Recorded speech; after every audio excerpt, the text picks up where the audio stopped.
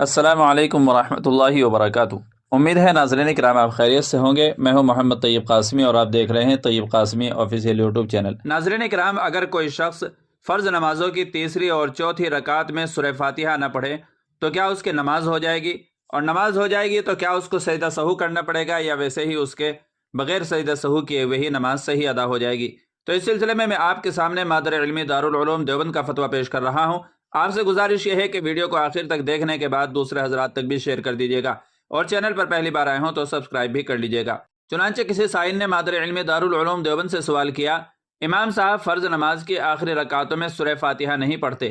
ہمارے محلے کے امام صاحب فرض نمازوں میں اکثر اوقات تیسرے اور چوتھی رکعت میں سورہ فاتحہ نہیں پڑھتے، اور ہمیشہ ہر فرض نماز کے بعد ہر رکعت کے قومے میں حمدن کثیرن طیبا مبارکن فیہ جیسے کلمات پڑھتے ہیں، جس کی وجہ سے کبھی کبھار مقتدیوں میں سے کچھ امام سے پہلے سجدے میں چلے جاتے ہیں، اور پھر اسی طرح جلسے میں بھی کچھ کہتے ہیں۔ کیا یہ دین اسلام میں جائز ہے؟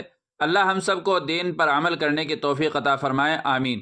تو ناظرین اکرام، مادر علم دارالعلوم دیوبند نے اس سوال کا جواب دیا ہے، آپ بھی اپنی اسکرین پر ملاحظہ فرما سکتے ہیں۔ بسم اللہ الرحمن الرحیم۔ آپ کو یہ کیسے معلوم ہوا کہ آپ کے محلے کے امام صاحب اکثر اوقات فرض نماز کی تیسری یا چوتھی رکعت میں سورہ فاتحہ نہیں پڑھتے؟ کیونکہ فرض نماز کی تیسری یا چوتھی رکعت میں جو صرف سورہ فاتحہ پڑھنا مسنون ہے، یہ جہری آواز کے ساتھ مسنون نہیں ہے، سری آواز کے ساتھ مسنون ہے۔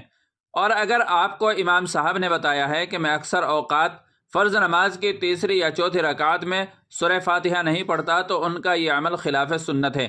البتہ مفتہ بھی قول کے مطابق نماز ہو جاتی ہے، کیونکہ فرض نماز کی پہلی اور تیسری رکعت میں اگر قرات کر لی گئی تو تیسری یا چوتھی رکعت میں قرات فرض یا واجب نہیں ہے، بلکہ خاموش رہنا، تسبیحات پڑھنا وغیرہ سب درست ہے۔